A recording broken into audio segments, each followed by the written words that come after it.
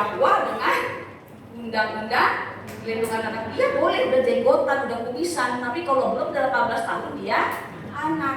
Nah itu ya yang pertama. Nah kemudian apa kata ilmu psikologi? Psikologi bilang gini loh, yang namanya anak lahir ke muka bumi sampai sebelum dia puber. Nah puber ini nih yang bisa jadi bikin urusan kita jadi panjang lebar gitu ya. Tahu ya, sudah tahu ya kalau puber itu apa ya. Nah itu dia yang akan mempengaruhi. Nah, kenapa nggak 1 jam itu dihitungnya sama dengan 60 menit? Bahkan mahasiswa pun 1 jam itu tidak sama dengan 60 menit. Itu kan hasil riset, daya konsentrasi. Karena kalau sudah lebih panjang daripada itu akan berdampak negatif pada otak. Bayangkan 1 jam anak. Bayangkan apa yang dihisap oleh otaknya dengan durasi panjang. Kan sangat menarik konsentrasinya. Nggak heran lama-lama terjadi kerusakan yang signifikan pada otak. Sekalipun itu adalah gamesnya yang dianggap edukatif. Dari durasi saja sudah sangat bermasalah. Karena tadi Bapak Ibu nggak ada loh obat yang manjur kalau sudah edik. Jadi kalau sudah kena edik kita mesti rame-rame ngobatinnya. Nggak bisa lagi cuma farmakologi. Makanya rekomendasi pertama adalah preventif. Ini yang paling mungkin dilakukan oleh kita sebagai guru. Apa itu preventifnya ini Bapak Ibu? Harus melakukan upaya-upaya perlindungan yang konkret, begitu ya. Nah, kalau melindungi anak dari porno berarti juga harus selektif di dalam games-games yang dimainkan. Ini ya jelas ya. Ini jelas, ini instruksi. Lembaga pendidikan itu harus steril dari pornografi ya. Malah ada sekarang kebijakan CDP ya.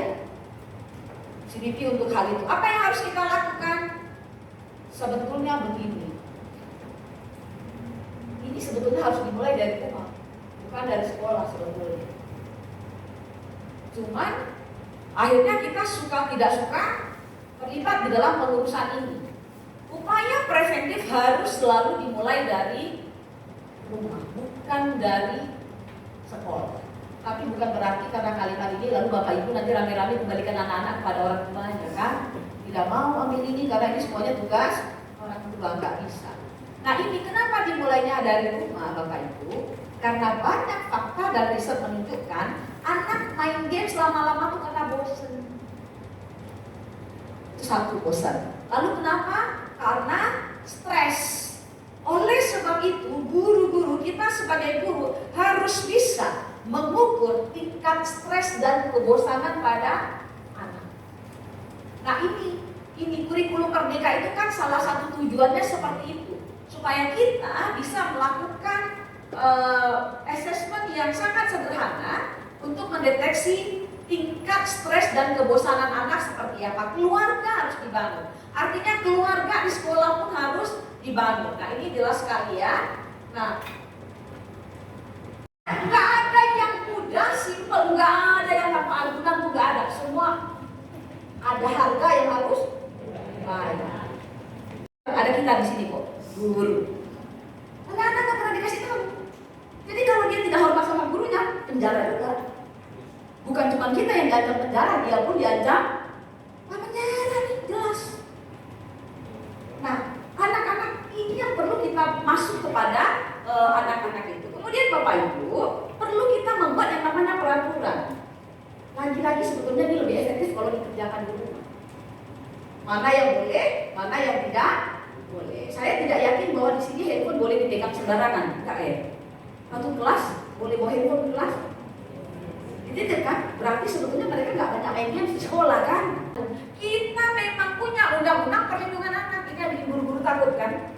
Takut dong galak-galak sama anak-anak, takut didakwa dengan undang-undang perlindungan anak. Padahal harus dikasih tahu di akhir undang-undang perlindungan anak itu ada yang namanya kewajiban anak.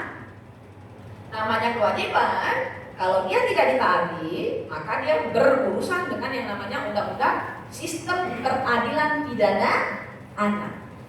Bagaimana cara kita sebagai guru menghadapi anak yang adiktif, tapi masih di bawah, maksudnya low gitu loh, belum terlalu high. Mungkin kalau ada beberapa yang saya lihat mungkin nilai sosial seperti itu.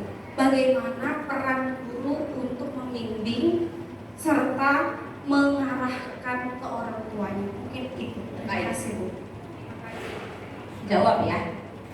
Sosialnya, maka cara utama yang guru bisa lakukan adalah selain mengkomunikasikan ini kepada orang tuanya, maka kita harus bikin satu sistem di kelas untuk memberitahu dia. Karena gini, dia kan ediknya bukan di sekolah. Perilaku yang membuat dia edik kan bukan di sekolah. Jadi guru bagaimana kontrol itu? Oke, itu kan kontrol ada di rumah. Di rumah. Kenapa? Karena di sekolah itu sudah jelas jam sekian sampai jam sekian begini, jam sekian sampai jam sekian begini. Maka pertama kali beritahu orang tua. Beritahu kepada orang tua aktivitas-aktivitas pengganti dari game study.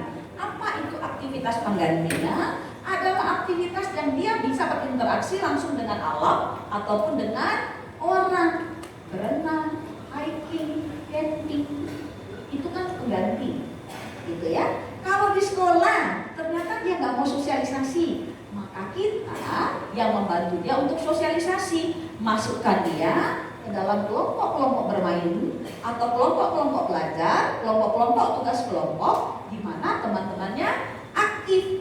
Susi, saya mau tanya, sebenarnya untuk anak-anak tinggal di bidang SD mungkin belum ya, bisa jadi seperti itu, tapi setahu saya, kalau di SMP, di SMA sudah pasti, di SMP juga sudah pasti. Jadi mereka kan pakai satu platform buat komunikasi antar mereka, kan namanya Discord. Dan di Discord itu mereka bisa streaming film sambil main video. Nah kalau mereka nggak mau orang tuanya komplain teman-temannya mau jorok, mereka pakai headset, tapi earplug.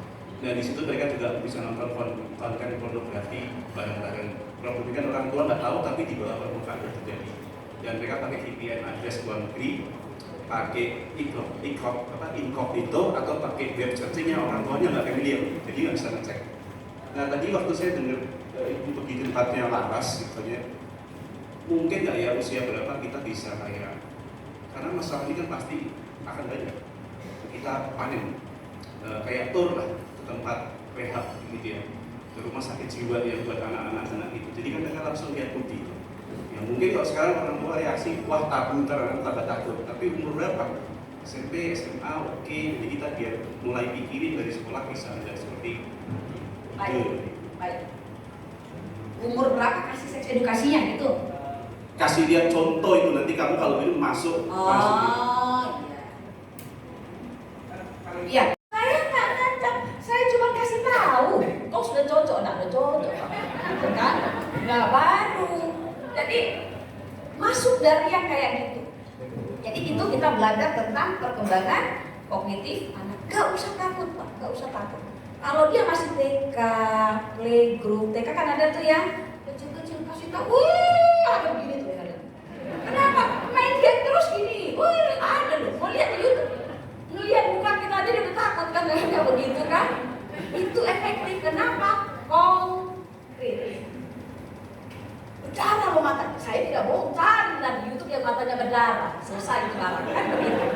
Konkret. Masuk. Jadi nggak usah terlalu banyak pidato kita sama anak-anak, kasih lihat. Termasuk yang apa namanya ya? Saya setuju visitasi. Rajin-rajin lo bawa mereka ke sana, gitu kan? Iya.